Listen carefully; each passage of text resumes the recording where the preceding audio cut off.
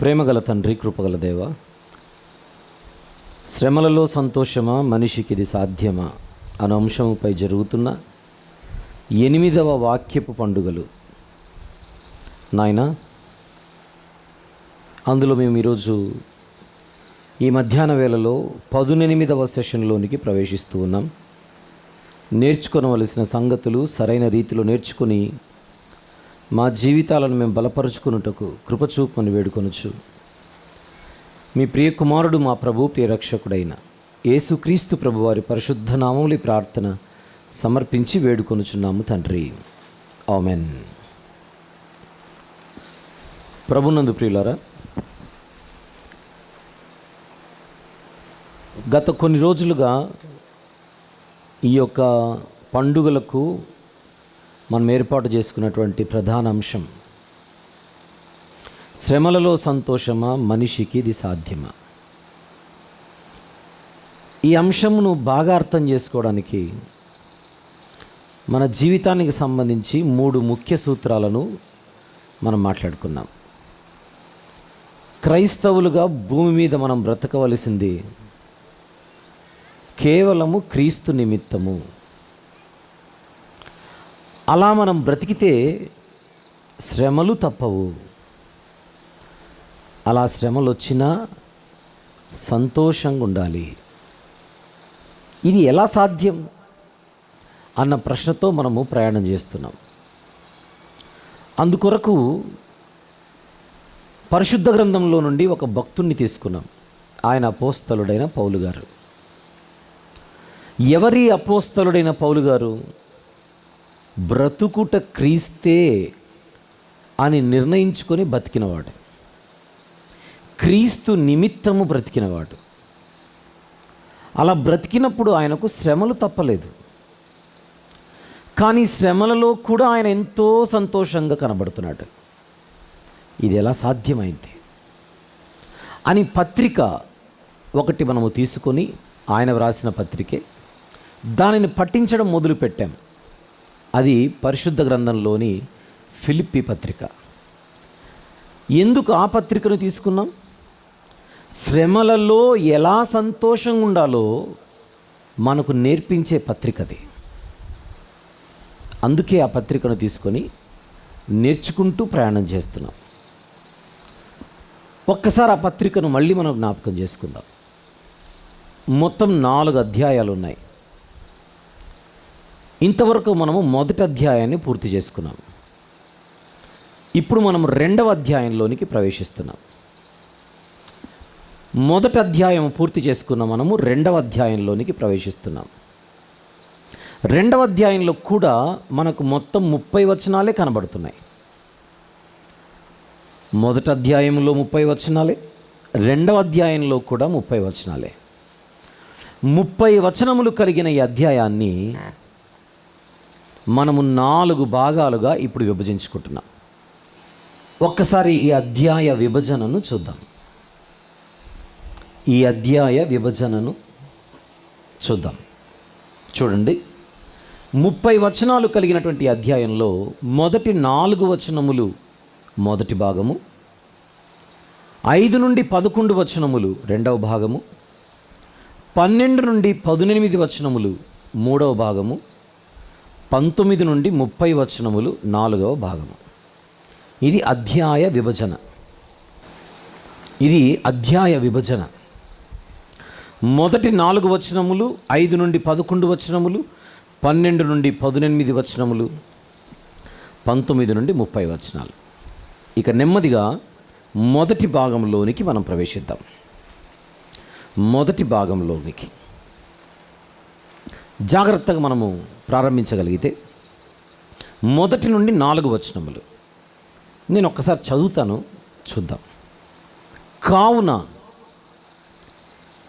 క్రీస్తు యేసునందు ఏ హెచ్చరికైనను, ప్రేమ వలన ఆదరణ అయినను, ఆత్మయందు ఏ సహవాసమైనను, ఏ దయారసమైనను, వాత్సల్యమైనను ఉన్న ఎడల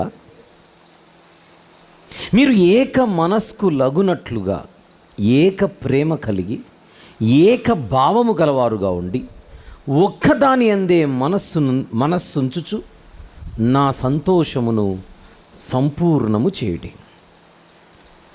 కక్ష చేతనైనను వృధాతిశయము చేతనైనను ఏమీ చేయక,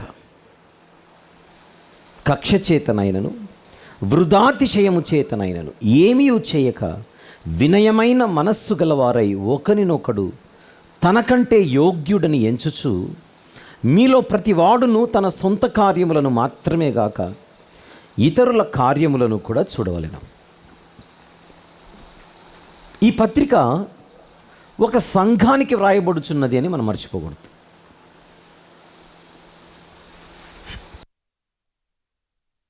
సంఘం అంటే ప్లస్లు ఉంటాయి, మైనస్లు ఉంటాయి, బలాలు ఉంటాయి, బలహీనతలు ఉంటాయి, మెరుగైనవి ఉంటాయి, మెరుగుపరుచుకునవలసినవి ఉంటాయి. ఇది సంఘం. దేవుని ఇష్టాన్ని నెరవేర్చడానికి ఇష్టమున్న ఏ సంఘమైనా తన బలాలను ఎరిగుండాలి, తన బలహీనతలను కూడా గుర్తించి అంగీకరించగలిగే పరిస్థితిలో ఉండాలి. అప్పుడే సంఘం అభివృద్ధి చెందుతుంది దేవునికి అనుకూలంగా. 2వ అధ్యాయము 1వ వచనంలో ఉన్నాం. ఆ 2వ అధ్యాయం 1వ వచనంలో కావున కావున కావున అంటే కాబట్టి, అందువలన, ఈ కారణము చేత, ఇది అర్థం. ఎక్కడైనా మనకు కాబట్టి అనే పదం వచ్చినా లేదా ఈ పదాలు ఎక్కడైనా కనబడినా దానికంటే ముందు ఏం చెప్పాడో మనం ఆలోచించాలి. ఏమీ చెప్పకుండా ఎవరు కూడా కాబట్టి అని ఎవరు ప్రారంభించరు. ప్రారంభిస్తే దానికి అర్థం ఉండదు.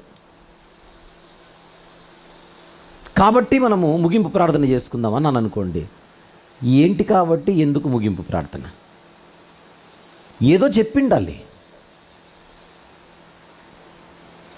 అందుచేత 2వ అధ్యాయం అన్నది 1వ అధ్యాయమునకు కొనసాగింపు. 1వ అధ్యాయంలో ఏదో చెప్పాడు, అది చెప్పాడు గనుక ఇప్పుడు ఇది చెబుతున్నాడు. అది చెప్పాడు గనుక ఇప్పుడు ఇది చెబుతున్నాడు. పైన ఏం చెప్పాడు గనుక ఇప్పుడు ఇది చెబుతున్నాడు. పైన ఏం చెప్పాడు?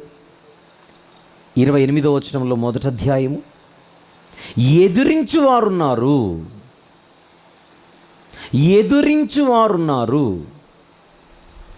ఆ ఎదిరించే వారికి సంగమా మీరు బెదరకండి, నిలబడండి. కానీ ఆ నిలబడడం అన్నది టీమ్గా నిలబడండి. ఎవరికి వాళ్ళు ఫైట్ చేస్తాం అనుకోకండి.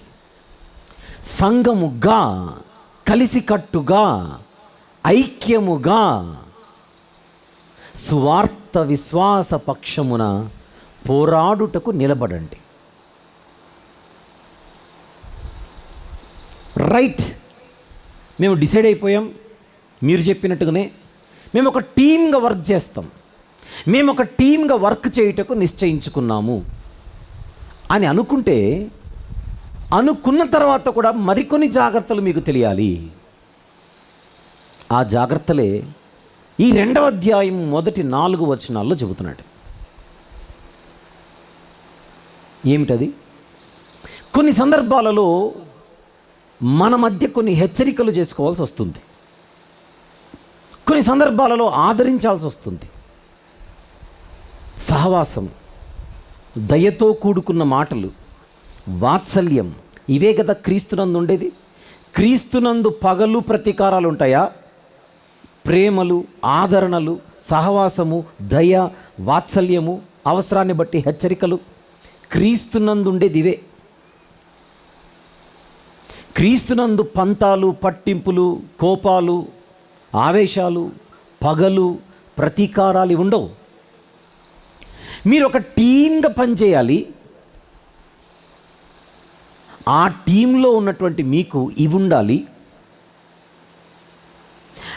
ఒకవేళ అవి ఉంటే మీరు ఏక మనస్కు లగునట్లుగా, ఏక ప్రేమ కలిగి, ఏక భావము గలవారుండి ఒక్కదాని అందే మనస్సుంచుచు నా సంతోషమును సంపూర్ణము చేయడి. మీరు ఏం చేసినా అది ప్రేమైన, ఆదరణైన, సహవాసమైన, హెచ్చరికైన, ఏదైనా సరే ప్రతి విషయంలో నాకు మీరు ఒక్కటిగా కనబడాలి. ప్రతి విషయములో ఆ సెంటెన్స్ జాగ్రత్త మనం చదివితే, ఒక్క విషయంలో మీరు ఏకంగా ఉండి మరొక విషయంలో దిక్కుకొకరు ఉంటే అది యుద్ధం అనిపించుకోదు. అన్ని విషయాలలో మీరు ఏకంగా ఉండాలి. అప్పుడే నేను సంతోషించగలను. అయితే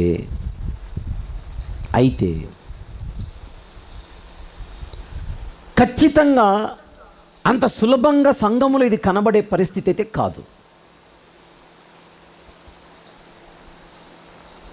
మీరు ఏం చేసినా ప్రేమ కలిగి చేయండి, సహవాసము కలిగి చేయండి, వాత్సల్యము కలిగి చేయండి. పొరపాటున కూడా కక్షలతో చేయకండి, వృధాతిశయముతో చేయకండి. ఏమిటి వృధాతిశయం అంటే? ఏమిటి వృధాతిశయం అంటే? వృధా ఒక పర్యాయ పదం, వ్యర్థం, వ్యర్థమైన అతిశయం, వృధాతిశయం. అసలు మీలో కక్షలే ఉండకూడదు. ఏది చేసినా ప్రేమ కలిగి చేయాలి. ప్రేమ కలిగి చేయవలసినవి కక్షలతో చేయకండి, అతిశయముతో చేయకండి.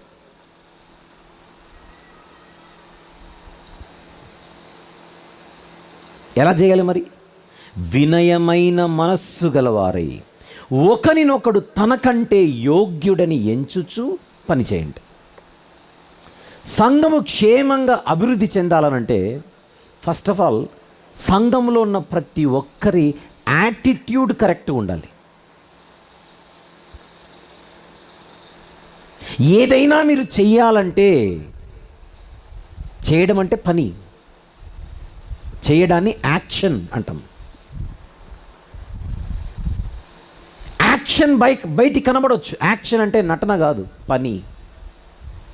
నటన అనే యాక్షన్ వేరు, పని అనే యాక్షన్ వేరు. యాక్షన్ అనేది బయటికి కనబడేది, పని బయటికి కనబడేది. కానీ ఆయన పని గురించి మాత్రమే మాట్లాడట్లా.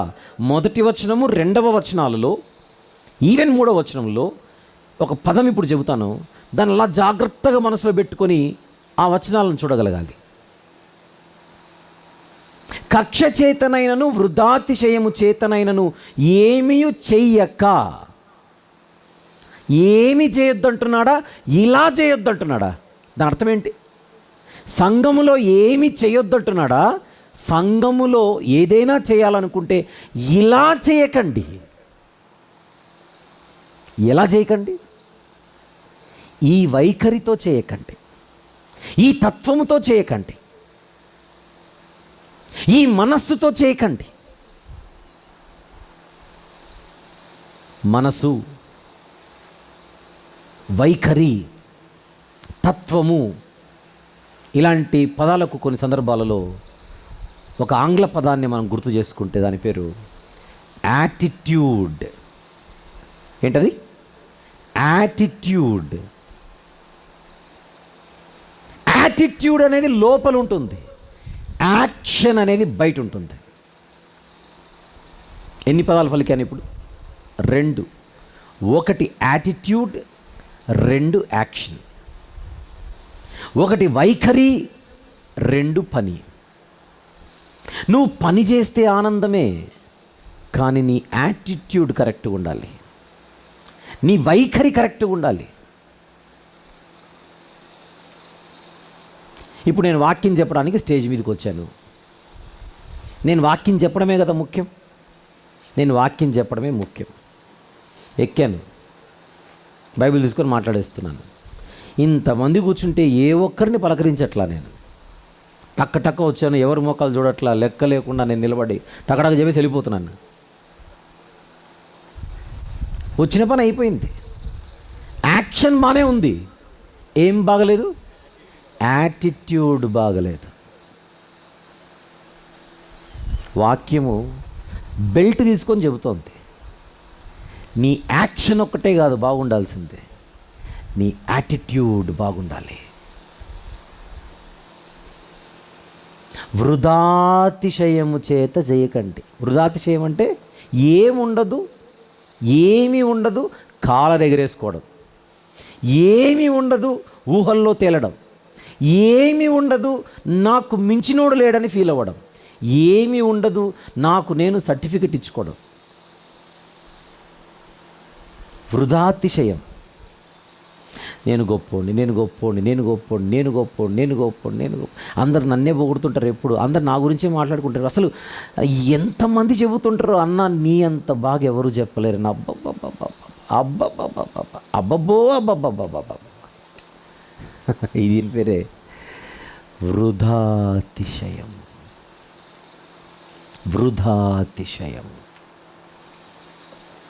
మీకు ఒక విషయం చెప్పనా, నేను వాక్యము చెప్పేది మీకు అర్థం కావాలంటే నేను ఒక్కడుంటే సరిపోదు. వాళ్ళకి ఏమైనా ఇప్పుడు నా మీద బీపీ రేజ్ అయ్యో, వాళ్ళకేమైనా పురుగు తిరిగి నేను ఎప్పుడైనా అరిచినవన్నీ గుర్తొచ్చి బటన్ అట్లా నొక్కారనుకోండి, మైకు పని చేయదు. అంటే సచ్చినట్టు ఇప్పుడు వాళ్ళ మీద డిపెండ్ అయి ఉన్నాను నేను. ఇప్పుడు నేను కాలర్ ఎగిరేసాను అనుకోండి, నేను కాలర్ ఎగిరేసిన 2వ సెకండ్కి వాళ్ళు బటన్ నొక్కుతారు. ఇప్పుడు చెప్పురా అని. ఇంతకుముందు సెషన్లో మనం మాట్లాడుకున్నది దేవుని పని అంటే team work, not one man show, not one man work. ఒక్కడెవరు ఏం చేయలేరు. ఒక్కడికి లిమిటేషన్స్ ఉంటాయి. ఇది టీం వర్క్. ఇప్పుడు పొరపాటున నేను ఒక మాట అన్నాను అనుకోండి, ఏమని ఎగ్జాంపుల్ ఏమని, నేను లేకపోతే ఇక్కడ పని జరగదంటే వాళ్ళు మళ్ళీ మైక్ ఆఫ్ చేస్తారు. వాళ్ళేంటో చూపిస్తారు.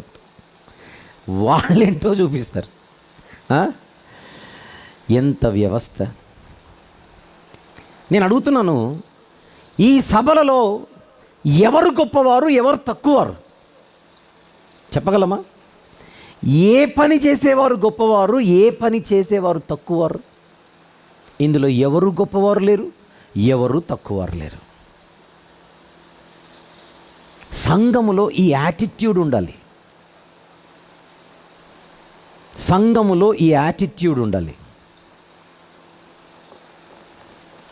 ఒక్క చైర్ ఎవరైనా తీసుకొని వస్తారా? వేసండి, ఒక్క చైర్ ఆ చైర్ కావాలి. మీరు కూర్చోండి అన్న. ఇంకొక చైర్ కూడా, ఒకటేసారి 2 చైర్లు కావాలి. ఒకటేసారి నాకు 2 చైర్లు తీసుకొని రావాలి. ఒక్కటేసారి 2 చైర్లు తీసుకొని రావాలి. ఒక్క చేతితోనే తీసుకొని రావాలి. ఒక్కటేసారి 2 కుర్చీలు ఒక్క చేతితోనే తీసుకొని రావాలి. 2 చేతులు తీసుకున్నాడు? ఒక్క చేతితో 2 చైర్లు తేవచ్చుగా. ఒక్క కుర్చీ ఒక చేతితో తెచ్చినప్పుడు ఫస్ట్ ఒక చేతితోనే తెచ్చారు, కుడి చేయి బిల్డప్ ఇచ్చింది. ఇప్పుడు 2 చైర్లు తెమ్మన్నాను, సచ్చినట్టు ఎడమ చేతి పట్టుకున్నాడు. ఇప్పుడు మీకు అర్థమైందా?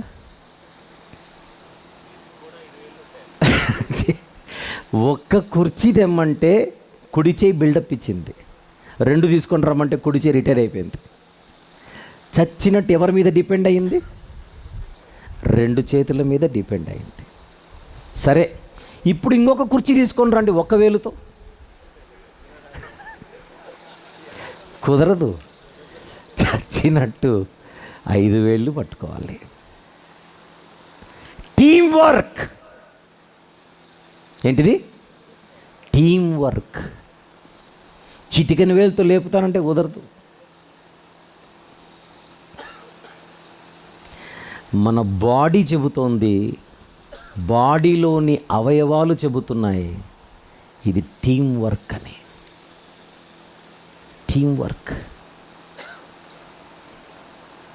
ఒక శరీరంలో ఏ అవయవము గొప్పది, ఏ అవయవము చిన్నది, దేన్ని మనం ఘనపరచవచ్చు, దేన్ని మనం తక్కువ చేయొచ్చు.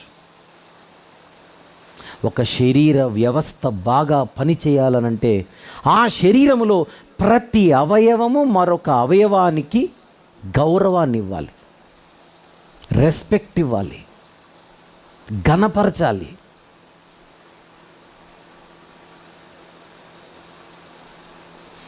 ఎడమ చేతికి దోమ కుడుతుంది, ఎడమ చేతికి దోమ కుడుతోంది, కుడి చేయి ఏం చేస్తుంది?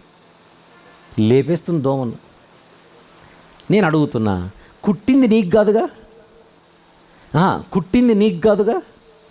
అక్కడెక్కడో ఎడమ చేతికి ఇంత చిన్న దోమ కుడితే నువ్వెందుకు యాక్షన్లోకి దిగావు?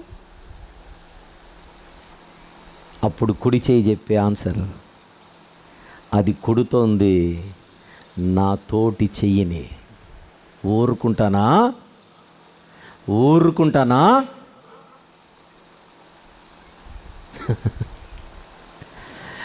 ఎడమ చేతికి కష్టం వస్తే కుడి చేయి రంగంలోకి దిగుతోంది, కుడి చేయికి కష్టం వస్తే ఎడమ చేయి రంగంలోకి దిగుతోంది. సంఘం అంటే కాదా శరీరం? సంఘం అంటే శరీరము కాదా? శరీరముతో పోల్చబడిందా? సంఘం అన్నది శరీరముతో పోల్చబడితే సంఘములో ఉన్న వాళ్ళందరూ ఎవరు? అవయవాలు. మనం అవయవాలము అని గుర్తుంటే ఇక్కడున్న మేమందరం అవయవాలమే. నేను ఒక అవయవాన్ని, నా తోటి అవయవాలు, నేను ఒక అవయవాన్ని, నా తోటి అవయవాలు అన్నప్పుడు ఆ అవయవాన్ని నేను తక్కువ చేయను. ఆ అవయవం మీద నేను అనే ఈ అవయవం ఎప్పుడు అతిశయించదు. ఒకవేళ అతిశయిస్తే అది వృధాతిశయము.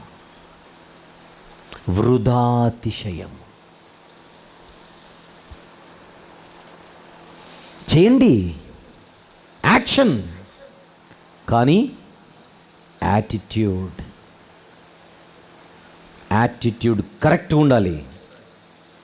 కక్ష చేతనైనను వృధాతిశయము చేతనైనను ఏమీయూ చేయక, ఎలా చేయాలి? వినయమైన మనస్సు గలవారై ఒకనినొకడు తనకంటే యోగ్యుడని ఎంచుచూ, మీలో ప్రతి వాడు తన సొంత కార్యములను మాత్రమే కాక పక్క వాళ్లకు దోమ కొడుతుంటే మీరు చూస్తూ సైలెంట్గా ఉండకండి. దాని అర్థం అదే, ఇతరుల కార్యములను కూడా చూడాలి. ఎలా?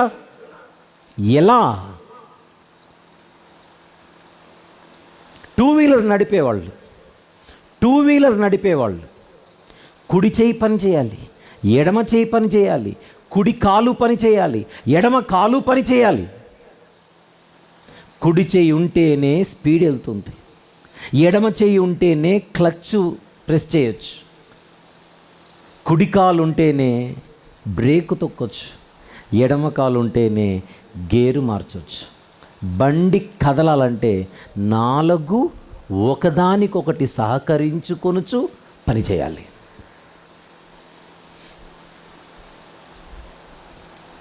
ఇప్పుడు కుడి గొప్పనా ఎడమ గొప్పనా? కుడి కాలు గొప్పదా ఎడమ కాలు గొప్పదా? ఈక్వల్.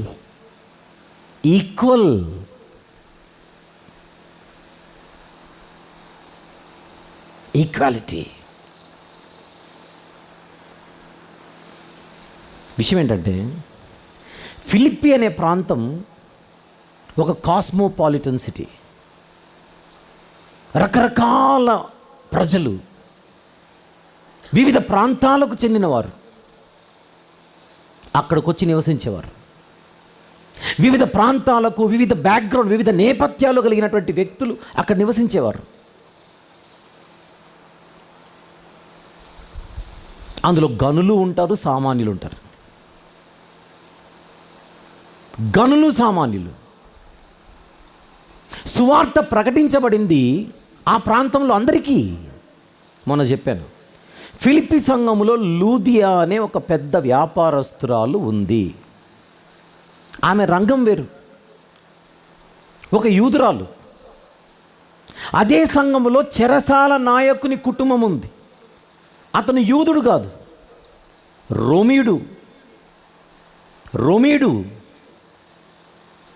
అంటే యూదా జాతికి చెందిన వారు ఉన్నారు సంఘములో, రోమా జాతికి సంబంధించిన వాళ్ళు ఉన్నారు. ఒకవేళ పుతోను అనే దయ్యము పట్టిన ఒక చిన్నామె దయ్యము విడిచిపెట్టబడిన తర్వాత ఒకవేళ ప్రభువును స్వీకరించి ఆమె కూడా సంఘంలోనికి వచ్చింటే, వీళ్ళిద్దరితో పోల్చుకుంటే తాను ఒక చిన్న దాసురాలు, సామాన్యురాలు. అంటే ఫిలిప్పీ సంఘములో గనులు ఉన్నారు, ఎగ్జాంపుల్ సామాన్యులు ఉన్నారు. ఎందుకు? మాసిదోనియలో ఉన్న వారికి అనుగ్రహింపబడిన కృపను గూర్చి పౌలు గారు మాట్లాడచ్చు. వారు నిరుపేదలైనను అన్నాడా లేదా? అంటే ఫిలిప్పీ సంఘమే అది. ఫిలిప్పీ సంఘంలో నిరుపేదలు కూడా ఉన్నారా? ఉన్నారు. గనులున్నారు, నిరుపేదలు ఉన్నారు. గనులున్నారు, నిరుపేదలు ఉన్నారు.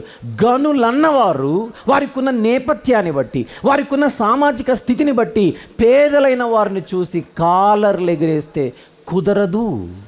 అది వృధాతిశయము. ఎక్కువ తక్కువ ఎక్కువ తక్కువ బయట ఎక్కడైనా మాట్లాడు, ఇక్కడ మాట్లాడకు, సెట్ అవ్వదు. చదువుకున్నవారు ఉండొచ్చు, చదువు లేనివారు ఉండొచ్చు. సంఘములో డబ్బున్నవారు ఉండొచ్చు, డబ్బు లేనివారు ఉండొచ్చు. సమాజంలో ఉన్నత స్థితిలో ఉన్నవారు ఉండొచ్చు. సంఘములో సమాజంలో పెద్దగా గుర్తింపు లేని సామాన్యులు కూడా ఉండొచ్చు. కానీ చర్చ్ రూల్ ఏంటి? సంఘ నియమం ఏంటి? ఒక్కసారి నువ్వు లోపలికి వస్తే నువ్వు అందరితో సమానుడే. సంఘములో అందరూ సమానులే. ఆ గీత దాటి ఏ కారణాన్ని బట్టైనా ఎదుటివాడు ఎక్కువ తక్కువ అన్నట్టు మనం చూస్తే యాటిట్యూడ్లో ప్రాబ్లం ఉంది. ఆ యాటిట్యూడ్ ఇక్కడ సెట్ కాదు. టీం వర్క్ అన్నది సక్సెస్ను చూడాలంటే యాక్షన్ ఒక్కటి సరిపోదు. యాటిట్యూడ్ హెల్తీగా ఉండాలి, యాటిట్యూడ్ కరెక్ట్గా ఉండాలి.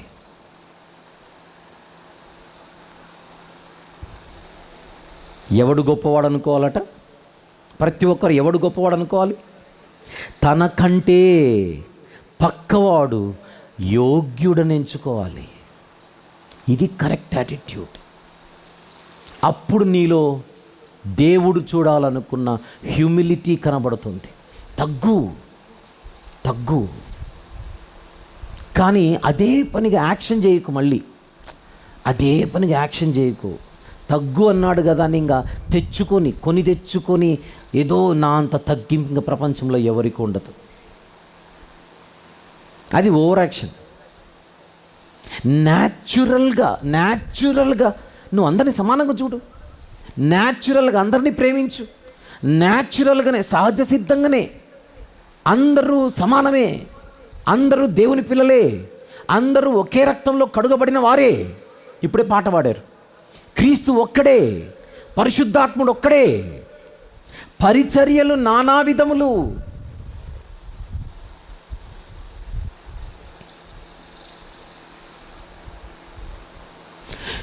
ఈ మొదటి 4 వచనాలలో పౌలు గారు చెబుతున్నది కలిసి పని చేయమన్నాడు అంతకుముందు పోర్షన్లో. కానీ కరెక్ట్ యాటిట్యూడ్తో పనిచేయండి, కలిసి చేయండి, కరెక్ట్ వైఖరితో చేయండి. మీలో ప్రతి వాడును తన సొంత కార్యములను మాత్రమే గాక ఇతరుల కార్యములను కూడా చూడాలి. కొన్ని సందర్భాలలో అందరికీ ఒకేలా పరిస్థితులు ఉండవు. కొంతమందికి మెరుగైన పరిస్థితులు ఉండొచ్చు. అవసరాన్ని బట్టి ఖచ్చితంగా అవతల వారి గురించి కూడా మనం ఆలోచించాల్సినటువంటి పరిస్థితులు ఏర్పడతాయి. నేను బాగున్నాను, నా ఫ్యామిలీ బాగుంది, ఇట్స్ ఓకే, ఎవడు ఎట్లా పోతే నాకేంటి, ఈ వైఖరి కరెక్ట్ కాదు. ప్రతి ఒక్కరూ మరొకరి శ్రేయస్సు గురించి ఆలోచిస్తూ, మరొకరి జీవితాన్ని నిర్మాణాత్మకంగా కట్టుచు, సంఘములో ఒకరి క్షేమాభివృద్ధి కొరకు మరొకరు కూడా ప్రార్థిస్తూ, పాటుపడుతూ, అందరూ కలిసికట్టుగా ప్రేమలు కలిగి ముందుకెళ్ళాలి అన్నది సంఘ వైఖరే ఉండాలంటున్నాడు. అంటూ నా సంతోషమును సంపూర్ణము చేయుడంటున్నాడు 2వ వచనంలో. అంటే ఈయన సంతోషం ఎక్కడుంది? సంఘస్థుల కరెక్ట్ యాటిట్యూడ్లో ఉంది. ఈయన శ్రమలలో ఉన్నాడు, వాటి గురించి ఆలోచన లేదు. నేను ఎవరెవరికైతే వాక్యం చెప్పానో, ఎవరెవరినైతే ప్రభులోనికి నడిపించానో వాళ్ళందరిలో రైట్ యాటిట్యూడ్ ఉందో లేదో అని ఆలోచిస్తున్నాడు. తనకు అందిన సమాచారం మేరకు ఎక్కడో చిన్న చిన్న లోపాలు ఉన్నాయి, ఎక్కడో చిన్న చిన్న తారతమ్యాలు ఉన్నాయి, ఎక్కడో చిన్న చిన్న వ్యత్యాసాలు ఉన్నాయి. ఒకరు ఎక్కువ, ఒకరు తక్కువ. సరే, మన గురించి ఆలోచిద్దాం. మన సంఘాలలో ఇలాంటి యాటిట్యూడ్ ఉందా?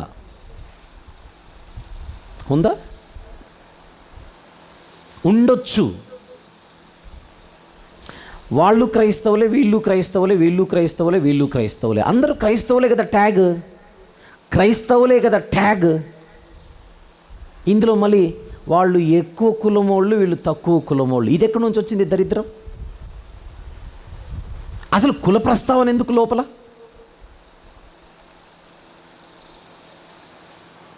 ఒక్కసారి మనము ప్రభు పాదాలకు సేవ చేయడం మొదలు పెడితే మనదంతా ఒకే కులం. దాని పేరు సేవ కులం. ఏమిటి మన కులం? సేవ కులం. నాకు ఇంకా వేరే కులం తెలియట్లా. భూమి మీద ప్రయాణం చేస్తున్నాం కనుక ఇంకొక మాట చెప్పమంటే మనందరం యాత్రి కులం. ప్రభుని నమ్ముకున్నాం కనుక సేవ కులమైపోయాం. కులాన్ని బట్టి ఎక్కువ తక్కువ, ప్రాంతాన్ని బట్టి ఎక్కువ తక్కువ, భాషను బట్టి, యాసను బట్టి, రంగును బట్టి, జాతిని బట్టి, యూదుడని, గ్రీసు దేశస్థుడని, దాసుడని, స్వతంత్రుడని భేదము లేదు.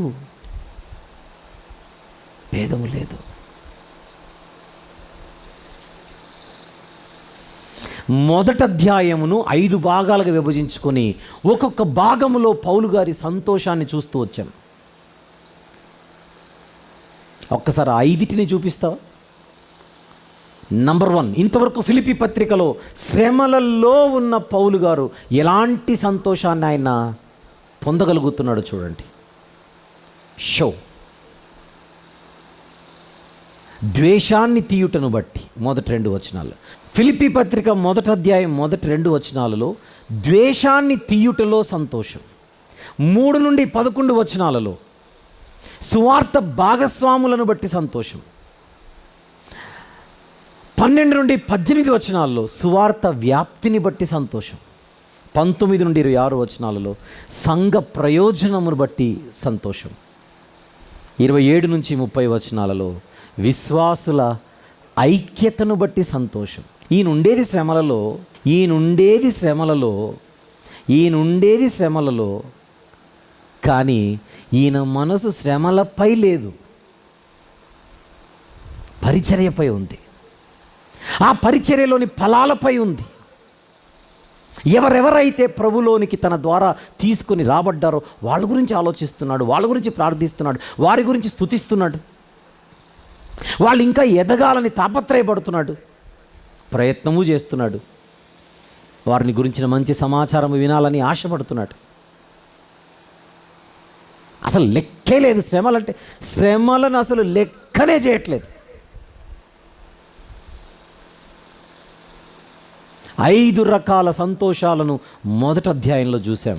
ఇప్పుడు 6వది 2వ అధ్యాయంలో 1 నుండి 4 వచనాలను బట్టి స్క్రీన్ మీద చూద్దాం. చూడండి. విశ్వాసుల వినయమును బట్టి సంతోషం. Joy for the humility of believers. విశ్వాసుల వినయమును బట్టి సంతోషం. సేవకుల సంతోషం ఇక్కడ విశ్వాసుల వినయమును బట్టి. కొంతమందిని చూస్తుంటే భలే సంతోషం వేస్తుంటుంది. భలే చాలా మాదిరికరంగా వాళ్ళ యాటిట్యూడ్ కనబడుతుంటుంది. పెద్దలను గౌరవించడం, వారి పరిధుల్లో వారు ఉండడం, ఎప్పుడు కూడా తమకు తాము గొప్పవారని చెప్పుకోకపోవడం, ఎంత చేసినా పాదాలు నేల మీదనే ఉండడం, ఇది యాటిట్యూడ్. ఒక మాట చెప్పమంటారా? మనలో మార్పు రావాలి, మార్పు రావాలి, మార్పు రావాలి అని అంటూ వస్తున్నామే మొదటి రోజు నుంచి. ఈ సెషన్లో ఎందులో మార్పు రావాలి అని అడిగితే ఈ 4 వచనాలను బట్టి మనందరి యాటిట్యూడ్లో మార్పు రావాలి. యాటిట్యూడ్లో మార్పు రావాలి. డబ్బు సహాయం చేయొచ్చు, పని సహాయం చేయొచ్చు, అది వేరు సంగతి. అవన్నీ యాక్షన్స్. కానీ లోపల మన వైఖరి ఏంటి? అహంకారమా, లెక్కలేనితనమా, గర్వమా? సంఘములో ప్రభువును బట్టి తప్ప ఇక ఏ కారణాన్ని బట్టి మనం అతిశయించుటకు వీలే లేదు. కొందరు గుర్రములను బట్టి, రథములను బట్టి, శౌర్యమును బట్టి, ఐశ్వర్యమును బట్టి, జ్ఞానమును బట్టి అతిశయించెదరు. మనమైతే ప్రభువును బట్టి మాత్రమే అతిశయించాలి. అదే రైట్ యాటిట్యూడ్. 2వ అధ్యాయంలో మొత్తం 30 వచనాలు, 4 భాగాలు. అందులో మొదటి భాగం 1వ వచనము నుండి 4వ వచనం వరకు. విషయం ఏంటంటే, ఇంత చెప్పినా సరే అంటాం కానీ అంత త్వరగా ఎక్కదు. సరే అంటాం, అంత ఈజీగా ఎక్కితే వెరీ హ్యాపీ. ఇన్ని రోజుల పండుగలు ఎందుకు? అంత ఈజీగా ఎక్కితే ఇన్ని రోజుల పండుగలు ఎందుకు? పౌలు గారు కూడా ఆయన ప్రాబ్లం అదే. ఏదో సింపుల్గా విషయం రాస్తే ఎక్కదు. తగ్గి ఉండండి, ఒకరికంటే ఒకరిని హెచ్చించుకునుడి, గనులుగా యోగ్యులను ఎంచుకునుడి, వినయభావం కలిగి ఉండండి అని చెబితే అర్థం కాదు. అందుకు ఆయన ఒక ఎగ్జాంపుల్ చూపించాలనుకున్నాడు. ఏం ఎగ్జాంపుల్?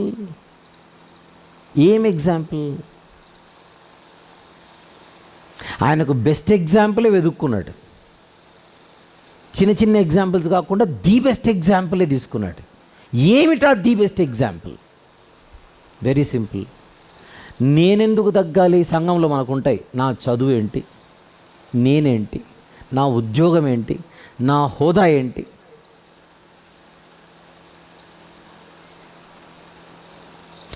పెద్దవాళ్ళు కాదు, యవనస్తుల గురించి మాట్లాడతా.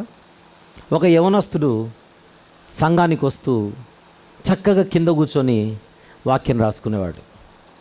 అనుకోకుండా ఒకరోజు మంచి ఉద్యోగం వచ్చింది, పెద్ద పోస్ట్ వచ్చింది. నెక్స్ట్ ఆదివారం నుంచి కింద కూర్చోవడం మానేశాడు. అసలు దీనికి ఏమైనా లింక్ ఉందా? లేదు. కానీ మనోడు ఏర్పరచుకున్నాడు. ఎందుకు? అంత పెద్ద కంపెనీలో పనిచేసే నేను ఇక్కడ కింద కూర్చుంటే ఎలా? చూసేటోళ్ళు ఏమనుకోరు? ఇప్పుడు నేను వేరుగా, నా లెవెల్ వేరు, నా స్థాయి వేరు, నా పరిస్థితి వేరు. మనము కొన్ని సందర్భాలలో తగ్గకపోవడానికి జీవితంలో మన స్థాయి అడ్డొస్తుంటుంది, మన చదువులు అడ్డొస్తుంటాయి, మన ఉద్యోగాలు అడ్డొస్తుంటాయి, సమాజంలో మన స్టేటస్ అడ్డొస్తుంటుంది కదా. అందుకే నువ్వు మహా అంటే ఒక ఆఫీసర్, పోని ఒక అధికారి, లేదా ఇంకేదో వగైరా. ఇప్పుడు నేను ఏమన్నా మళ్ళీ మనోభావాలు దెబ్బతింటాయి. అందుకే ఏమన్నట్లు. అందుకే ఆయన తగ్గింపు అంటే ఏంటో మీకు తెలియాలని చెప్పి దేవుడే నరుడయ్యాడు. ఇది ఎగ్జాంపుల్. అది ఎగ్జాంపుల్. సంఘస్థులకు తగ్గింపు అంటే ఏంటో చెప్పడానికి నేనెంత తగ్గానో చూడండి అని తన గురించి చెప్పుకోవట్లా. ఒకప్పుడు నేను పెద్ద పరిసయ్యుడును, ఒకప్పుడు పెద్ద ధర్మశాస్త్రంపై పట్టుండి గమలీయేలు పాదముల దగ్గర కూర్చొని వాక్యము నేర్చుకున్నవాడను, యూదా మత ఛాందస్సవాదిని, నేనంటే మా ఊర్లో హడల్, మునగాళ్ళ లాంటి వాళ్ళందరినీ కూడా ఈడ్చుకొని బయటికి తెచ్చినోడిని, అది నేను అని చెప్పట్లా. అలాంటి నేను ఈరోజు ఈ బంధకాలలో ఉన్నాను చూడండి, అది కూడా సరిపోవట్లేదు. ఒక ఎగ్జాంపుల్, అది సరిపోవట్లే. తగ్గింపు అని చెప్పడానికి ఆయన ముందు కనబడిన ఒకే ఒక్క ఎగ్జాంపుల్, దేవుడు నరుడిగా రావడం. అది సంఘం ముందు పెట్టాడు, ఎక్కడో పెట్టలా, సంఘం ముందు పెట్టాడు. నేను ప్రకటిస్తున్నటువంటి నజరేయుడైన యేసు అంటే ఎవరనుకుంటున్నారు మీరు? ఎవరి యేసు? ఎవరనుకుంటున్నారు యేసు అంటే? చెబుతున్నాడు. ఎవరి యేసు అన్న ప్రశ్నకి ఇస్తున్న సమాధానం, క్రీస్తు యేసునకు కలిగిన ఐదవ వచనం, క్రీస్తు యేసునకు కలిగిన ఈ మనస్సు, నాకున్న మనస్సు కూడా కాదు, క్రీస్తు యేసునకు కలిగిన మనస్సు మీరును కలిగి ఉండుడి. ఆయన దేవుని స్వరూపము కలిగిన వాడై ఉండి ఈ లోకములోనికి శరీరధారిగా రాకముందు ఆయన ఏంటో చెబుతున్నాడు ఇక్కడ భక్తుడు. దేవునితో, ఆయన దేవుని స్వరూపము కలిగిన వాడై ఉండి దేవునితో సమానముగా ఉండుట విడిచిపెట్టకూడని భాగ్యమని ఎంచుకొనలేదు. కానీ ఎవరితో సమానుడిగా ఉన్నాడు? ఎవరితో సమానుడిగా ఉన్నాడు చెప్పండి? దేవునితో. మనము తండ్రి అయిన దేవుడని ఎవరినైతే పిలుస్తున్నామో ఆయనతో ఈయన సమానుడు. అంటే బహుశా పరలోకంలో కూడా కుమారుడిగా ఉన్నాడు అనుకుంటున్నారేమో. పరలోకంలో కుమారుడు కాదు, భూమి మీద మరియమ్మ గర్భము ధరించినప్పుడు ఆమె దేవుని వలన కృప పొంది గర్భము దాల్చింది కనుక ఆమె ఈయనకు తల్లయింది. యోసేపు వలన కాదు గనుక యోసేపు కుమారుడు అవ్వడానికి వీల్లేదు. యోసేపు కుమారుడని ఎంచబడ్డాడంతే. కానీ సర్వోన్నతుని శక్తి వలన ఆమె గర్భము దాల్చి కుమారుని కన్నదే. అందుకే ఆయన మరియమ్మను బట్టి మనుష్య కుమారుడు, పరలోకపు తండ్రి అయిన దేవునిని బట్టి దేవుని కుమారుడయ్యాడు. రాకముందు ఎవరైనా, ఈ లోకానికి రాకముందు ఎవరైనా చెబుతున్నాడుగా, సమానుడు ఏమయ్యాడు? సామాన్యుడయ్యాడు. సామాన్యుడైన సమానుడే నజరేయుడైన యేసు. ధనవంతుడై ఉండియు, నెక్స్ట్ మాట, మన నిమిత్తము దరిద్రుడయ్యను, పేదవాడయ్యను. ఈ ప్రపంచం ఆయనది ఇక్కడ చూస్తోంది, అందుకే ఆయన సరిగా అర్థం కావట్లా. ఎవరినైనా చూడండి, జీసస్ క్రైస్ట్ని చూపించాలంటే పాక చూపిస్తారు వెంటనే. పరలోకం గుర్తుకు రావట్లా, పాక గుర్తొస్తుంది. పాకలోన పేదవానిగా కనిపించాడనా, తలవాల్చుకొనుటకైనను చోటు లేదనా, అవమానాలే ఎన్నో పొందినా ఏమీ మాటలాడలేదనా. ఈ సమాజానికి అర్థం కాలేదు యేసు అంటే ఎవరో. పురాతన కాలము నుండి శాశ్వత కాలము వరకు ఆయన ప్రత్యక్షమగుచుండెననుంది. ఎక్కడున్నాయి ఆ ప్రత్యక్షతలు? ఏవి ఆ ప్రత్యక్షతలు? లోపలికి వెళితే అబ్రహాము, ఇస్సాకు, యాకోబులను నడిపించినవాడు, క్రొత్త నిబంధనలో కనపడుతున్న యేసు. చూచుచున్న దేవుడు నీవే అని పేరు పెట్టబడినటువంటి దేవుడు యేసు. పొదలోన మోషే గారికి కనబడిన దేవుడు యేసు. ఉన్నవాడను నేనని చెప్పుకున్న దేవుడు యేసు. ఇశ్రాయేలీయులను కనాను దేశానికి అరణ్యములో నడిపించిన దేవుడు యేసు. ఐగుప్తు నుండి విడిపించిన దేవుడు యేసు. ఆదియందు వాక్యముండెను, వాక్యము దేవుని యొద్ద ఉండెను, వాక్యము దేవుడై ఉండెను. ఆ వాక్యము శరీరధారిగా కృపా సత్య సంపూర్ణుడిగా మన మధ్య నివసించెను. అది ఆయన క్యాడర్, అది ఆయన క్యాడర్.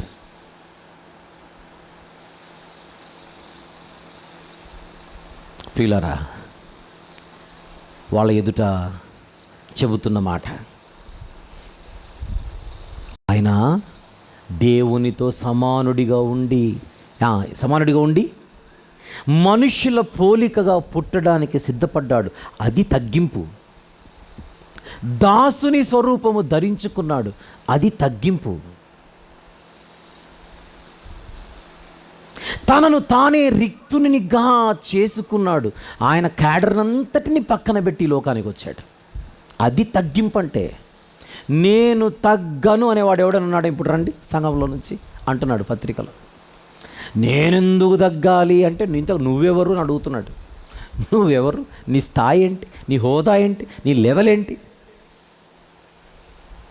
ప్రపంచంలో తగ్గడానికి, నేను చాలా పెద్దోడిని అనడానికి ఎవ్వరికి అర్హత లేదు. కంటిన్యూ చేద్దాం ఈ పాట చూసి. Can you? ఒకసారి ఈ పాట చూద్దాం. పాట చూసిన తర్వాత కంటిన్యూ చేద్దాం.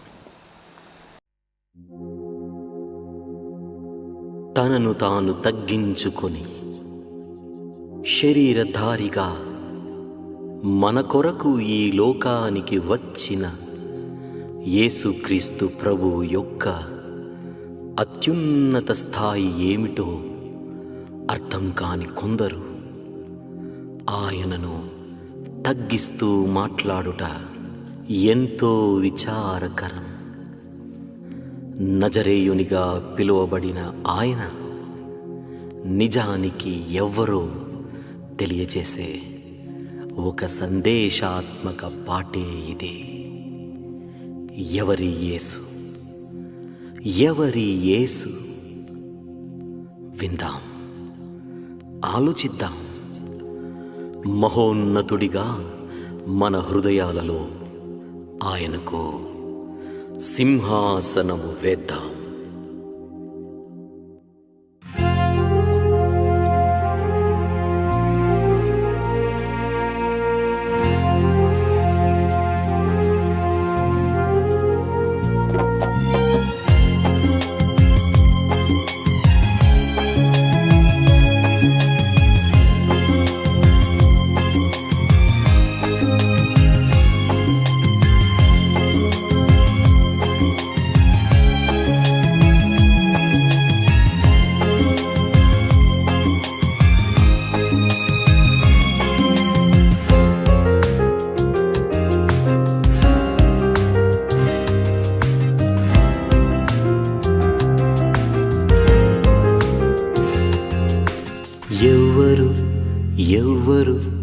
ఎవరి యేసు?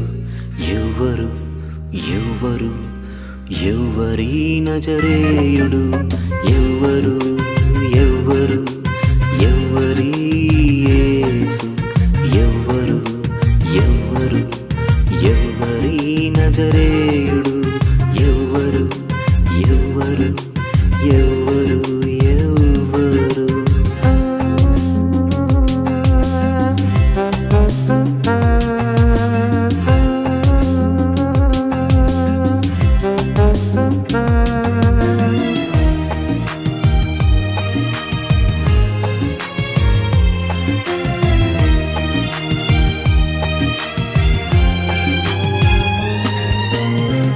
పాకలోన పేదవానిగా కనిపించినాడనా?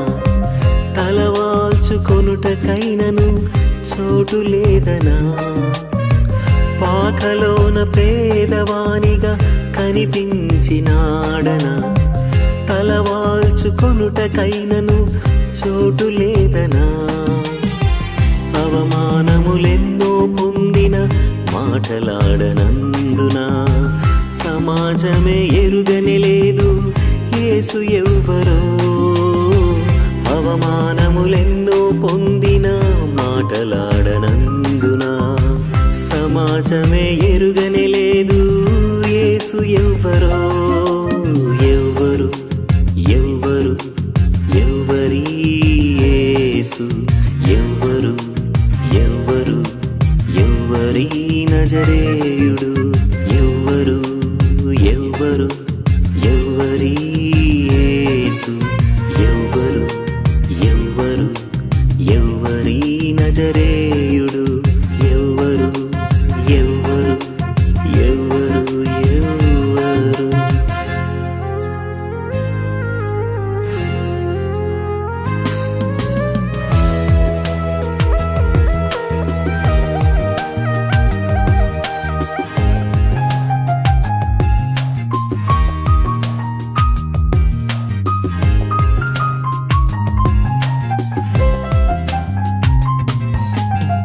పురాతన కాలము నుండి శాశ్వత కాలము ప్రత్యక్షమగుచూ ఉండిన ఆయనెవ్వరు. పురాతన కాలము నుండి శాశ్వత కాలము ప్రత్యక్షమగుచూ ఉండిన ఆయనెవ్వరు. అబ్రాము శారయి ఇస్సాకు యాకోబు హాగరును అందరినీ నడిపించినదెవ్వరు. అబ్రాము శారయి ఇస్సాకు యాకోబు హాగరును అందరినీ నడిపించినదెవ్వరు. ఎవ్వరు ఎవ్వరు ఎవ్వరి యేసు ఎవ్వరు ఎవ్వరు ఎవ్వరి నజరేయుడు ఎవ్వరు ఎవ్వరు ఎవ్వరి యేసు ఎవ్వరు ఎవ్వరు ఎవ్వరి నజరేయుడు ఎవ్వరు ఎవ్వరు ఎవ్వరు ఎవ్వరు.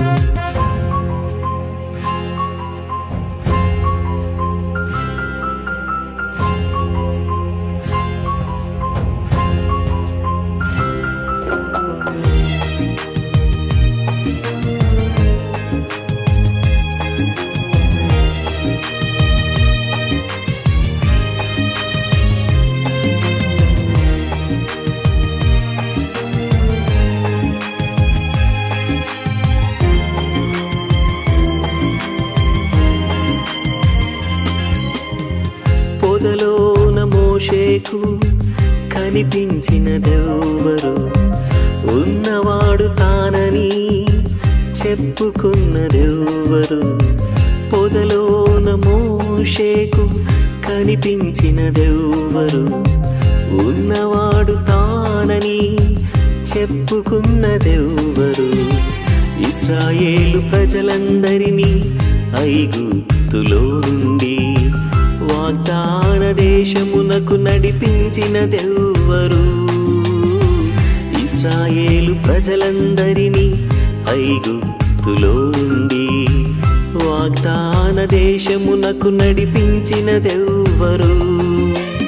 ఎవ్వరు ఎవ్వరు ఎవ్వరి యేసు ఎవ్వరు ఎవ్వరు ఎవ్వరి నజరేయుడు ఎవ్వరు ఎవ్వరు ఎవ్వరి యేసు ఎవ్వరు ఎవ్వరు ఎవ్వరి నజరేయుడు ఎవ్వరు ఎవ్వరు ఎవ్వరు ఎవ్వరు.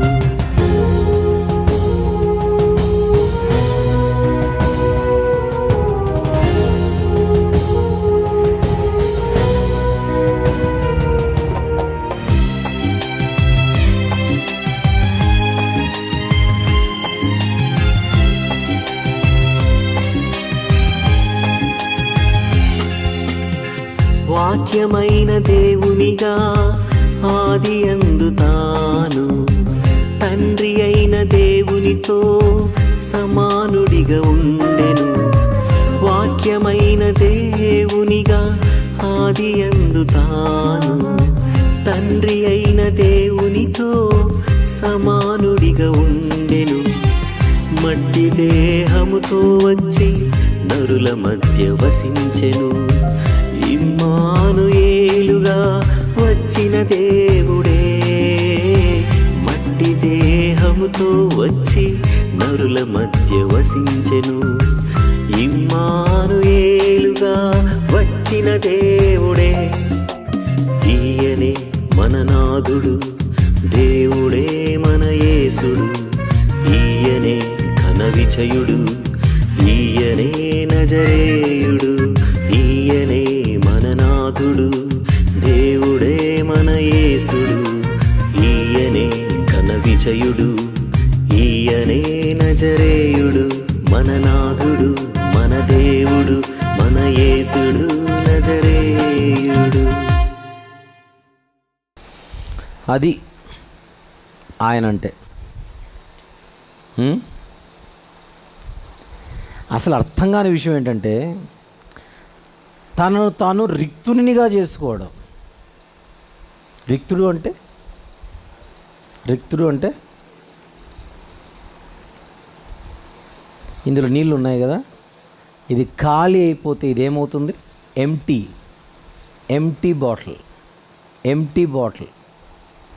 అది ఖాళీ చేసుకోవడం అంటే. తనను తాను కంప్లీట్గా తన ప్రివిలేజెస్ అన్నీ, తన హోదాను, తన స్థాయిని అంతటిని పక్కన పెట్టి ఈ లోకంలో మానవుడిగా మన మధ్య దాసుడిగా ఆయన బతకడానికి వచ్చాడే. ఈ తగ్గింపును వర్ణించడానికి ప్రపంచ భాషలు సరిపో. ఒకటి గుర్తుపెట్టుకుందాం, యేసు ప్రభు ఎంత గొప్పోడో చెప్పడము మన వల్ల కాదు. 2, ఆయన ఎంత తగ్గించుకున్నాడో చెప్పడం కూడా మన వల్ల కాదు. ఈ తగ్గింపును కూడా వర్ణించలేం మనం.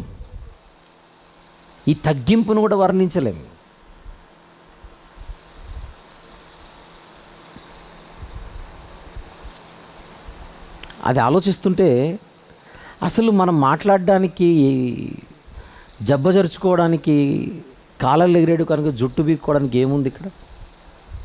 ఏమీ లేదు. ఒకవేళ ఏదైనా ఉందని చెప్పుకుంటే అది వృధాతిశయం. ఏంటది? వృధాతిశయం. మనుషుల పోలికగా పుట్టి, అసలు ఆ మాట ఎందుకు చెప్పాడు? ఆయన మనిషి కాదు, కానీ మనిషిగా పుట్టాడు. అది పాయింట్ అక్కడ. దాసుని స్వరూపము ధరించుకొని అంటే అర్థం ఏంటి? అసలు ఆయన దాసుడు కాదు, కానీ దాసుడయ్యాడు.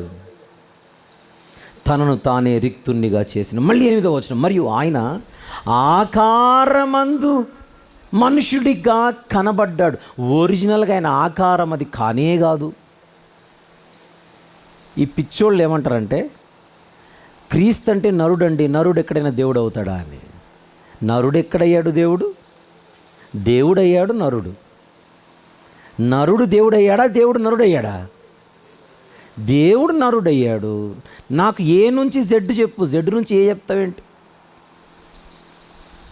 జెడ్ నుంచి ఏ చెప్తావేంటి? ఏబిసిడీలు చెప్పమంటే జెడ్ వై ఎక్స్ డబుల్ అని స్టార్ట్ చేశాడు. రివర్స్లో వస్తున్నాడు బండి. ఫస్ట్ నుంచి రా. ఆయన ఆకారమందు మనుష్యుడిగా కనబడ్డాడు అని అంటే ఒరిజినల్గా ఆయన ఆకారం మనిషి కాదనేగా. ఇంతకైన ఆకారం ఏమిటి? ఆయన ఒరిజినల్ ఆకారం ఏమిటి చెప్పనా? రాసుకోండి. పైన ఆకాశం అందే కానీ, క్రింద భూమి అందే కానీ, భూమి క్రింద నీళ్ళ ఎందే కానీ ఏ ఆకారము ఆయన ఆకారము కాదు. అదే నా ఆన్సర్. అంతకు మించి ఏది చెప్పినా నన్ను దొక్కేస్తాడు పాతాళానికి. ఏ రూపముతో రా నన్ను నువ్వు సాటి చేసేది? ఏ రూపముతో సాటి చేయాలనుకుంటున్నావు? ప్రపంచ చిత్రకారులకు అందని ఆకారం అది. మానవ మేధస్సుకు అందని ఆకారం అది.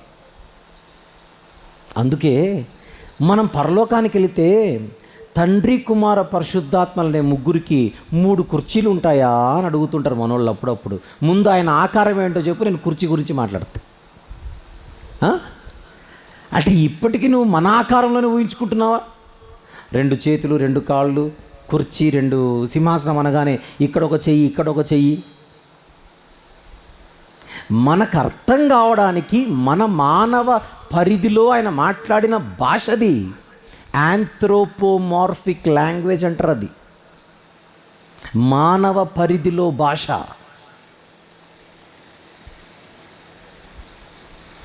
ఇవన్నీ మనకు అర్థం కావాలని ఆకారాన్ని ఎలా పడితే అలా మనం మాట్లాడుకోకూడదు. ఆయన ఆకారం ఏంటో మాకు తెలీదు, కానీ మానవ ఆకారంలో వచ్చాడు అన్నది మాత్రం తెలుసు. అదే ఆయన ఆకారమందు మనుషుడిగా కనబడి మరణము పొందునంతగా, అనగా సిలువ మరణము పొందునంతగా. మళ్ళీ అదెందుకు చెప్పాలి? మరణము పొందునంతగా అని మళ్ళీ సిలువ మరణము పొందునంతగా అదెందుకు చెప్పాలి?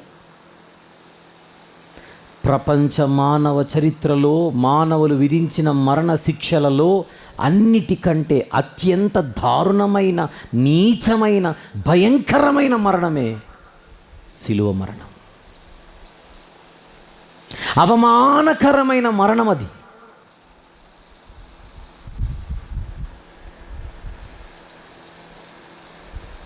అంతగా సిలువ మరణము పొందునంతగా విధేయత చూపిన వాడై తన్ను తాను తగ్గించుకున్నాడు. ఆ తగ్గింపు ముందు నేను తగ్గడం ఎంత, మీరు తగ్గడం ఎంత, మనము తగ్గడం ఎంత? నేను తగ్గను అనడానికి ఇంతకంటే బెస్ట్ ఎగ్జాంపుల్ ఏ రైటర్కైనా దొరుకుతుందో చెప్పండి? The best example.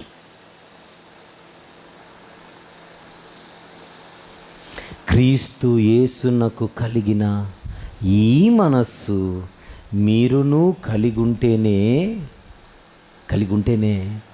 సంఘముగా ముందుకెళ్ళగలరు.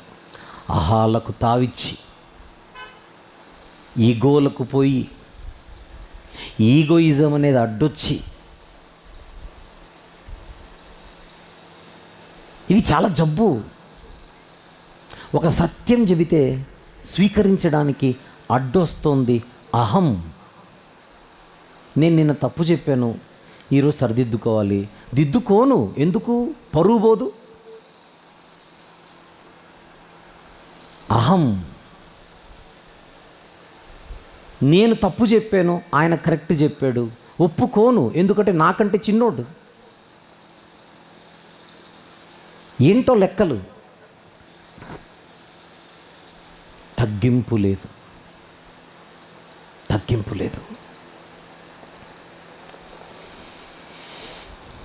ఒకరినొక్కడు యోగ్యుడని ఎంచుకొనుచు ఎలా బ్రతకాలి అని అడిగితే, ఎలా తగ్గాలి అని అడిగితే, దానికి the best example the lord Jesus Christ.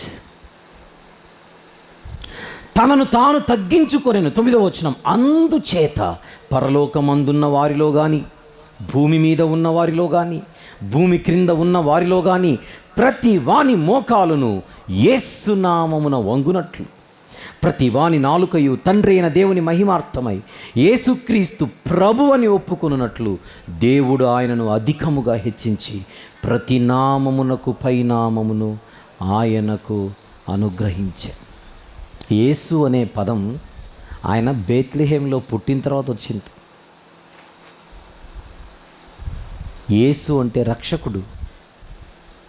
రక్షించడం అనేది ఒక పని, క్రియ. యేసు అంటే ఒక నామం మాత్రమే కాదు, అది క్రియారూపక నామం, పనిని బట్టి వచ్చిన పేరు. ఆయన చేసే పనులను బట్టి వచ్చిన పేర్లు అవి. పని రూప పేర్లు, క్రియారూపక నామాలు. ఇక్కడ బేత్లెహేంలో పుట్టిన ఆయన మానవుడిగా, నజరేతులో పెరిగిన ఆయన మానవుడిగా. ఒక మాట అడుగుతాను, చెప్పండి. యేసుప్రభు దేవుడు కదా, ఆకలి ఎందుకైంది? ఆన్సర్ చెప్పండి. యేసుప్రభు దేవుడు కదా, ఆకలి ఎందుకైంది? ఆన్సర్. నరుడిగా ఉన్నాడు కనుక ఆకలైంది. దాహమైందా? అయింది. ఎందుకైంది? నరుడు కనుక, నరుడిగా ఉన్నాడు కనుక. దోణిలో అలిసిపోయి ఎందుకు నిద్రపోయాడు? దేవుడైతే నిద్ర ఎందుకు వచ్చింది చెప్పండి? మానవుడిగా ఉన్నాడు కనుక. పొడిస్తే రక్తం ఎందుకు వచ్చింది? మానవుడు కనుక. సంపూర్ణ మానవుడా, సగం మానవుడా చెప్పాలి? సంపూర్ణ మానవుడు. దేవదూతల స్వభావము ధరించుకున్నవాడు కాదు. అన్ని విషయములలో, హెబ్రీ పత్రిక అన్ని విషయములలో, హెబ్రీ పత్రిక 2:17 వచనం, 17వ వచనం, 16 నుంచి ఏలైనగా ఆయన ఎంత మాత్రమును దేవదూతల స్వభావమును ధరించుకొనక అబ్రహాము సంతాన స్వభావమును ధరించుకొని ఉన్నాడు. కావున ప్రజల పాపములకు పరిహారము కలుగు చేయుటకై దేవుని సంబంధమైన కార్యములలో కనికరమును నమ్మకమును గల ప్రధాన యాజకుడు అగు నిమిత్తము అన్ని విషయములలో ఆయన తన సహోదరుల వంటివాడు కావలసి వచ్చెను. ఎన్ని విషయములలో? అన్ని విషయాల్లో. అన్ని విషయాలలో మనలాంటి వాడు అవ్వవలసి వచ్చి మనలాంటి వాడు అయ్యాడంతే. మనలాంటి వాడయ్యాడు కనుక భూమి మీద ఉన్నప్పుడు అన్నిటి కొరకు పరలోకంపై ఆధారపడ్డాడు. భూమి మీద ఉన్న మానవులు దేని మీద ఆధారపడాలి? భూమి మీద ఉన్న మానవులు దేని మీద ఆధారపడాలి? పరలోకంపై ఆధారపడాలి. పరలోకం నుంచి వచ్చే ఆశీర్వాదాలపై ఆధారపడాలి. గాడ్ ఈజ్ ద ప్రొవైడర్, ఆయనే మనకు సమస్తమును దయచేవాడు అని ఆయన వైపు చూడాలి. మానవులు ఆయన వైపు చూడాలి. దేవుడై ఉండి కూడా నరుడి గాయ లోకానికి వచ్చాడు కనుక ఆయన అన్నిటిలో కూడా పై లోకంపై, అక్కడున్నటువంటి తండ్రి అయిన దేవునిపై భూమి మీద ఆధారపడినట్టుగా కనబడతాడు.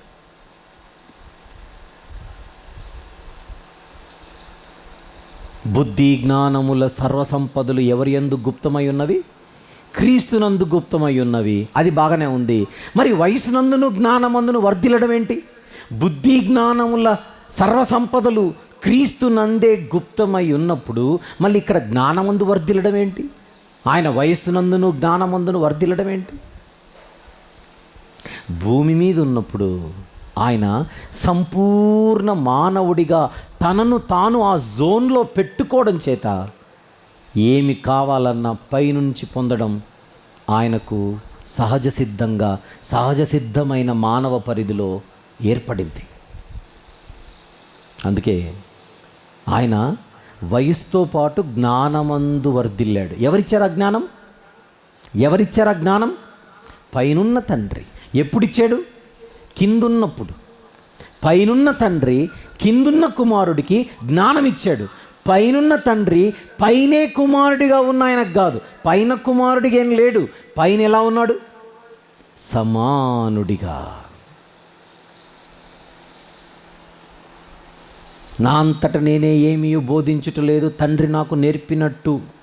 అంటే పరలోకంలో నేర్చుకొని వచ్చానని కాదు. ఒకప్పుడు నేను కూడా అట్లనే అనుకున్నాను.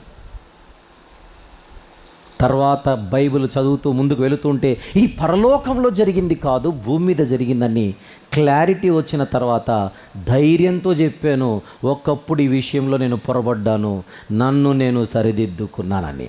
అహం అడ్డు రాలా. దీనికి ఆహాలు ఓహోలు అడ్డు రాకూడదు. ఆహా నేనా? పైపెచ్చు బైబిల్ అంటుంది, దిద్దుబాటు నీకు అసహ్యమైంది కదా. అంటే దిద్దుకోకపోతే తప్పు, దిద్దుకుంటే కాదు. అవునా కదా? యేసుప్రభు విషయంలో నేను నా జీవితంలో సరిదిద్దుకుంది ఒకటి. ఒకప్పుడు బైబిల్లోని కొన్ని వచనాలు చూసి, కొన్ని వచనాలను చూసి చదివినప్పుడు ఆయన నిత్యుడు కాదు అన్నట్టుగా అనిపించిన వచనాలను మళ్ళీ నేను దాన్ని పరిశీలించినప్పుడు అవి వేరే సందర్భాలకు చెందినవి. ఆయన దేవుడే కాదు, నిత్యుడు, నిత్యదేవుడు. కొందరికి ఇది అర్థం కావట్లా. కొంతమంది ఏమో దేవుడే కాదంటారు, కొంతమంది ఏమో దేవుడే కానీ నిత్యుడు కాదంటారు, కొంతమంది ఏమో దేవుడే కానీ మనకు దేవుడు కాదంటారు. ఇదేంటో అర్థమే కాదు. అదొకటి ఉంది, దేవుడే కానీ మనకు దేవుడు కాదు. ఇంకెవరికి ఏమంటారు వాళ్ళని? ఏలియన్స్ని ఏమంటారు తెలుగులో? గ్రహాంతర. మనకు దేవుడు కాదంటే గ్రహాంతర వాసులకు దేవుడా?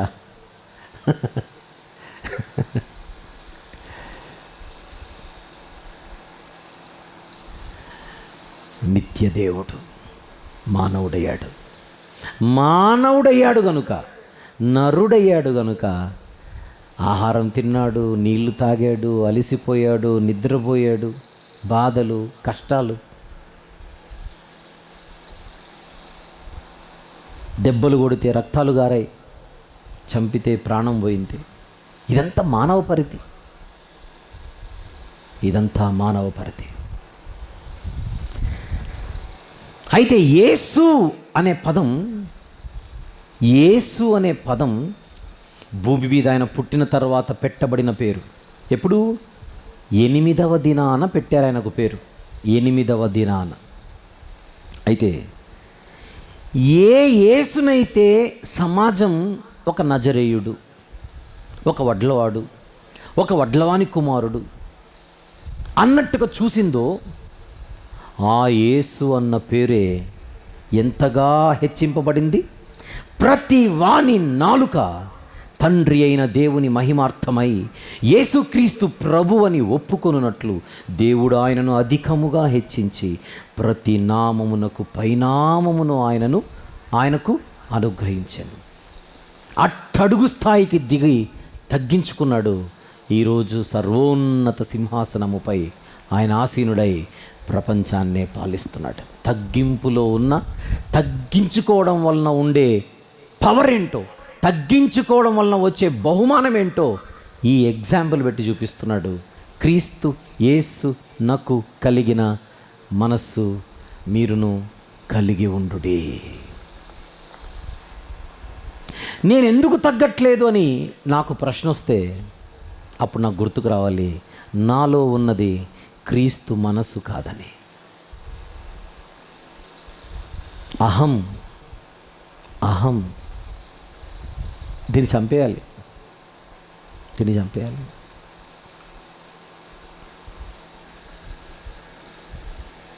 రాత్రి చెప్పినట్టున్నాను కదా, నిన్న చెప్పాను.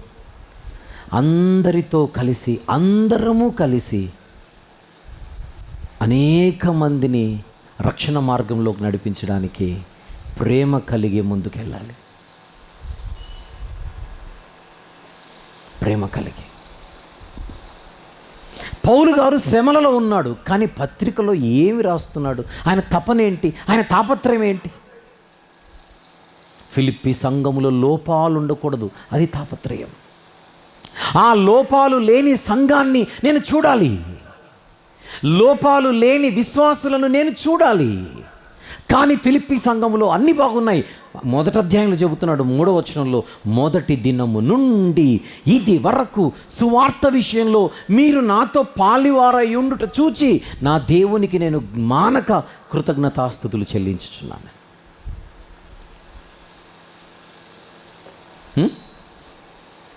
అంటే ఫిలిప్పీ సంఘస్థులను చూస్తుంటే ఆయనకెంతో ఆనందం, కానీ ఎక్కడో కొన్ని బాధలు ఆ సంఘములో కొన్ని లోపాలుగా కనబడుతున్నాయి. అదే తారతమ్యాలు. నేనెక్కువ, నువ్వు తక్కువ. టన్నుల కొద్దీ ఆ ఛాయలు కనబడకపోయినా కొంత అయితే కనబడుతున్నాయి. వాటిని సరిదిద్దడానికి ప్రయత్నం చేస్తూ అవి మీరు సరిదిద్దుకొని ఆయన మనస్సు కలిగి ఉంటే నేను చూసి విని ఆనందించాలని ఆశపడుతున్నాను. శ్రమలలో పౌలు గారు చూడాలనుకుంటున్న సంతోషం, ఎదుటి వారిలో ప్రభు మనస్సుంటే మనము చూసి ఆనందిస్తూ అది అనేక మందికి అంటుకుంటే ఎంత బాగుంటుంది. అంటుకుంటే అనే పదం అదే పనిగా వాడా. కొన్ని అంటువ్యాధులుగా మారాలి. అందులో ఒకటి ప్రేమ. ప్రేమ ఒక అంటువ్యాధి అయితే భలే ఉంటుంది. కోపాలు, తాపాలు, పగలు, ప్రతీకారాలు కాదు. నాలోని ప్రేమ నా పక్కవాడిలోని కూడా వస్తే, అతనిలో ఉన్న ప్రేమతత్వం నాలో కూడా వస్తే, అది కరోనా కంటే వేగంగా స్ప్రెడ్ అయితే ఎంత బాగుంటుంది. ఏమంటారు? తగ్గింపు అనే గుణం అంటువ్యాధిగా మారితే,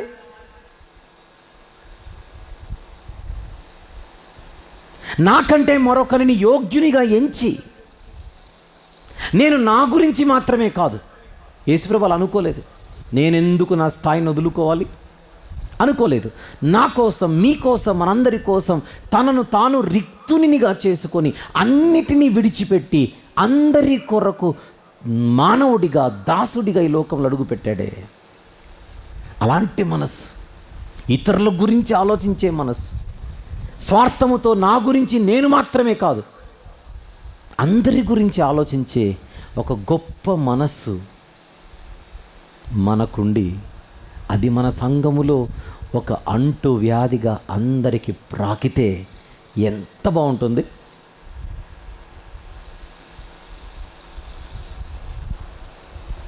మారాలని ప్రార్థన చేద్దాం. దేవుడు కోరుకుంటున్న సుగుణాలు అంటూ రోగాలుగా మారితే చూడాలని ప్రార్థన చేద్దాం. ఇవి మంచి వ్యాధులు, మంచి రోగాలు, మంచి జబ్బులు. 2వ అధ్యాయం 30 వచనాలు, 4 భాగాలు. మొదటి భాగం, మొదటి 4 వచనాలు. 2వ భాగం 5 నుండి 11. మొదటి భాగంలో పౌలు గారు కోరుకుంటున్న, చూడాలనుకుంటున్న, పొందడానికి ప్రయత్నం చేస్తున్న సంతోషం పేరు విశ్వాసుల వినయమును బట్టి సంతోషం. 7 ఆన్ ద స్క్రీన్. క్రీస్తు యేసు మనస్సును బట్టి సంతోషం. Joy for the mind of Christ. Joy for the mind of Christ. Excuse me. ఇప్పుడు ఈయన ఆలోచనలన్నీ బంధకాల గురించి ఉన్నాయా? విశ్వాసులలో పురోగతి గురించి, ఎదుగుదల గురించి. అదే సంఘములను గూర్చిన చింత అంటే ఇదే. సంఘములను గూర్చిన భారం అంటే ఇదే. ప్రభు నిమిత్తము బ్రతుకుతూ ఉంటే, సువార్త కొరకు బ్రతుకుతూ ఉంటే వచ్చిన శ్రమలను అస్సలు కేర్ చేయట్లేదు.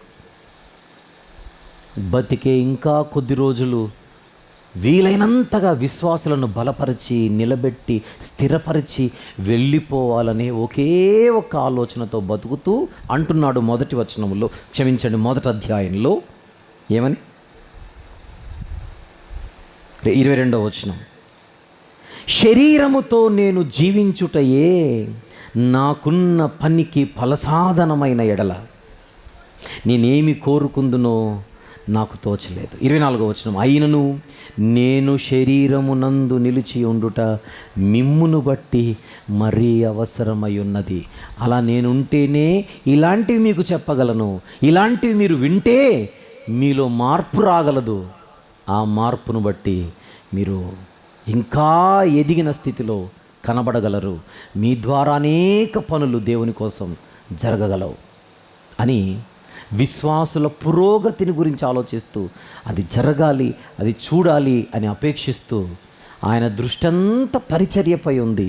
ఆయన దృష్టంతా ఆత్మీయ ఫలాలపై ఉంది.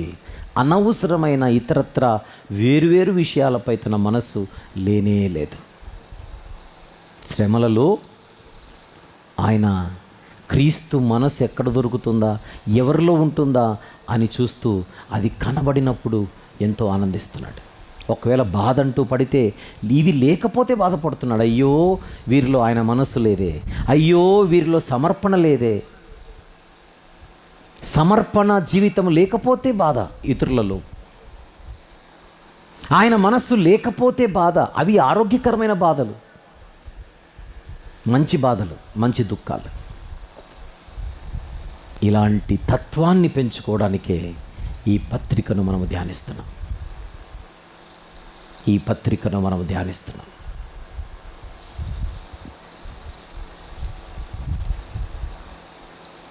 రెండవ అధ్యాయంలో 4 భాగాలలో 2 భాగాలు ముగించుకున్నాం.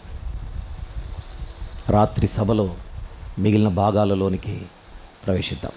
ఈ రాత్రి సభలో ప్రార్థన చేసుకుందాం. ప్రేమగల తండ్రి, కృపగల దేవ, జీవం గల నాయన, పరిశుద్ధుడైన మహా గొప్ప దేవ, ఫిలిప్పీ పత్రిక ధ్యానంలో మీరు చేస్తున్న సహాయమును బట్టి స్తుతులు చెల్లిస్తున్నాం.